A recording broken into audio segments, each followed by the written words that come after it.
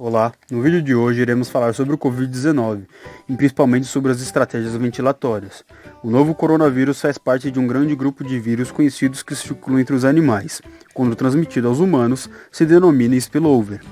Como nos vírus respiratórios de emergência, a síndrome respiratória grave, SARS-CoV em 2002, a gripe H1N1 em 2009, a síndrome respiratória do Oriente Médio, MERS-CoV em 2012 e atualmente o novo coronavírus, Covid-19 em 2019. Os sinais e sintomas podem variar de uma gripe comum a uma pneumonia, e na maioria das pessoas os sintomas tendem a ser leves.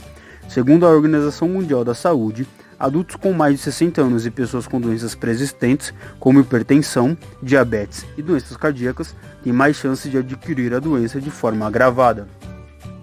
O coronavírus se dissemina rápido, o que pode significar muitos casos com hospitalização num curto espaço de tempo. Por isso é fundamental entender como o vírus é transmitido e prevenir que o mesmo se espalhe.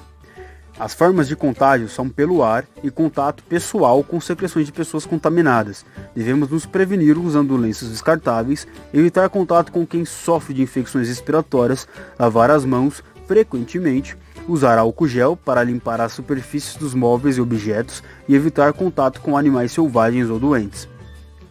No manejo dos pacientes, quando aparece algum caso suspeito no hospital ou na UBS, devemos ficar atentos nos sinais e sintomas. Se esse paciente apresentar febre e tosse, se mantém em quarentena em sua própria casa. Se além da febre e tosse apresentar dispneia, devemos investigar, fazer testes e ver se é a melhor opção entre quarentena ou internação. Caso apresentar desaturação, além da febre, tosse e a dispneia, esse paciente irá para internação podendo ou não precisar de intubação orotraqueal. A atuação do fisioterapeuta é de suma importância no tratamento e recuperação dos pacientes, em especial nos casos graves, tendo em vista que as complicações respiratórias ocasionadas pela pneumonia viral determinam a gravidade, e os casos de óbito ao gerar os problemas de trocas gasosas, usando de técnicas de posicionamento, oxigenoterapia, manobras de higiene brônquica e de reexpansão pulmonar, buscando uma melhora nos quadros clínicos do paciente. Devemos ficar atento aos cuidados na pré-oxigenação, antes da intubação orotraqueal. Devemos priorizar a máscara de reservatórios de menor fluxo de oxigênio e evitar o uso da ventilação assistida, o AMBU, devido à geração de aerosóis. Na oxigenoterapia, indicamos pacientes com saturação menor ou igual a 93%, usando catéter nasal de 6 a 10 litros por minuto, sem umidificação ou máscara reservatória, sem reinalação. Devemos garantir uma saturação maior que 96% e frequência respiratória menor que 24 respirações por minuto.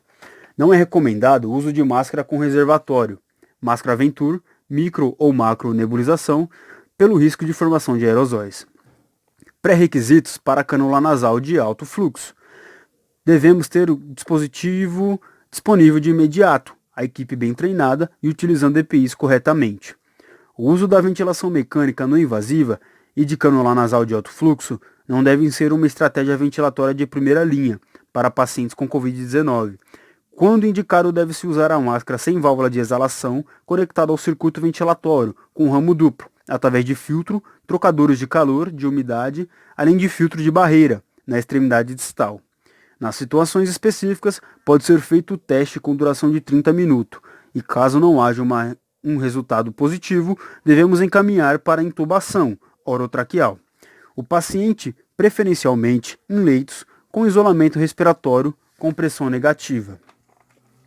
Nas orientações para realizar a cânula nasal de alto fluxo estão cânulas adequadas para narinas do paciente, orientar ao paciente fechar a boca para evitar o escape do ar, iniciar com fluxo de 40 litros por minuto, estabelecer o valor de frequência respiratória menor que 25 respirações por minuto. Ajustar o nível de FiO2 com início de 60% para manter a saturação entre 93% e 97%. Caso haja resposta satisfatória em 1 hora, deve-se reduzir a FiO2 gradativamente, até 30%, mantendo a saturação. Se após 24 horas do início da terapia o paciente apresentar melhora, devemos reduzir o fluxo em 5 litros por minuto a cada 6 horas, sempre mantendo a frequência respiratória. Retirar a cânula nasal de alto fluxo se o fluxo estiver menor que 15 litros por minuto e instituir catéter nasal de baixo fluxo para manter essa atuação de oxigênio. Se após 1 hora não houver resultados positivos, devemos encaminhar para a intubação orotraqueal. Os parâmetros de ajustes da ventilação mecânica não invasiva são maior ou igual a 93%, FO2 menor ou igual a 50% e a frequência respiratória menor que 24 respirações por minuto, com o objetivo de minimizar a dispneia. Critérios para intubação orotraqueal. São pacientes em geral indicados para intubação orotraqueal, quando a saturação está menor que 93% ou a frequência respiratória está maior que 24 respirações por minuto, após a oxigenoterapia ou ausência de respostas estratégicas da ventilação mecânica não invasiva ou a cânula nasal de alto fluxo. O aumento do trabalho respiratório é um sinal de possível necessidade de intubação. São fortemente recomendados sistemas de aspiração fechados, uso de filtro HMEF ou HME, com filtro EPA, na saída expiratória. O dispositivo HMEF deve ser escolhido, sendo colocado na saída da interface antes do orifício de exalação do circuito. E é importante ressaltar que o HMEF precisa ter eficácia de filtração bacteriana e viral maior que 99,99%, para ser empregado com segurança durante a ventilação mecânica de casos suspeitos ou confirmados da Covid-19. A traqueostomia deve ser considerada de 14 a 20 dias de ventilação mecânica. A traqueostomia cirúrgica pode ser a alternativa mais segura, embora o risco infeccioso não seja eliminado. Estratégias de ventilação mecânica invasiva. No tipo 1, quando não é uma síndrome do desconforto respiratório agudo, ocorre uma hipoxemia severa, mas a complacência estática está maior que 50 ml por centímetro de água, sendo provável causa de hipoxemia a perda da vasoconstrição, hipóxia e desregulação do fluxo sanguíneo.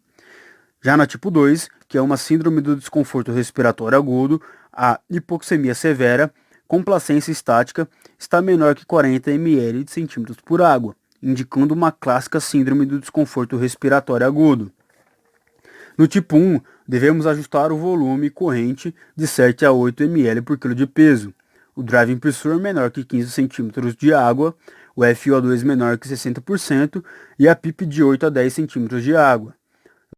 No tipo 2, devemos ajustar o volume corrente menor ou igual a 6 ml por quilo de peso, reduzir a PIP de 2 em 2 pontos para identificar o menor driving pressure, FO2 menor que 60% e a PIP a partir de 20 cm de água.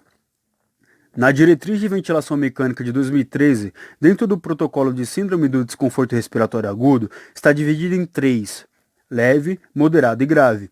O volume corrente na leve, usamos 6 ml por quilo. Já na moderada e grave, usamos de 3 a 6 ml por quilo de peso. Devemos evitar usar a PIP menor que 5 cm de água em pacientes com síndrome do desconforto respiratório agudo, seja leve, grave ou moderado. Devemos usar a menor FO2 possível para garantir que a saturação fique acima de 92% em ambos os casos. Já a frequência respiratória na síndrome do desconforto respiratório leve, usamos 20 respirações por minuto, caso necessário aumentar até 35 respirações por minuto, desde que não ocasione alto PIP. A indicação da posição prona seria para pacientes com relação PO2 e FO2 menor que 150, após os ajustes ventilatórios. É necessária uma pressão de distensão maior que 15 cm de água, a frequência respiratória maior que 35 respirações por minuto e o pH menor que 7,15. Na síndrome do desconforto respiratório agudo, moderado ou grave, usar a posição prona em pacientes que apresentam disfunção do ventrículo direito, com hipoxemia controlada, e nos pacientes com dificuldade de se manter a estratégia protetora dentro dos limites de segurança. Usar sistema de aspiração de secreção em pacientes com ventilação mecânica invasiva, devido à geração de aerosóis e à contaminação com o meio. Deve-se deixar de ser repetido assim que atingir uma relação PaO2-FiO2 maior que 150, com PIP menor que 10 cm de água em posição supina. Em pacientes adultos com Covid-19 e síndrome do desconforto respiratório agudo grave, recomenda-se ventilação prona por 16 a 20 horas por dia. Serão considerados como critérios de interrupção do posicionamento prono reduções de 20% da relação PO2-FO2 após 2 tentativas consecutivas de pronação. Dentro das estratégias protetoras, as manobras de máximo recrutamento alveolar é uma que está sendo utilizada em modo PCV, com pressão de distensão de 15 cm de água. Iniciar com PIP de 10 cm de água, aumentando o valor da PIP em incrementos de 5 cm de água a cada 2 minutos. até atingir o valor de 25 centímetros de água, após o qual aumenta seu incremento para 10 centímetros de água, atingindo 35 e no máximo 45 centímetros de água. Na sequência, baixar a PIP para 25 centímetros de água e iniciar a manobra de titulação decremental da PIP. Este trabalho foi produzido pelos alunos de fisioterapia do último semestre da Clínica Unip Anchieta. Muito obrigado.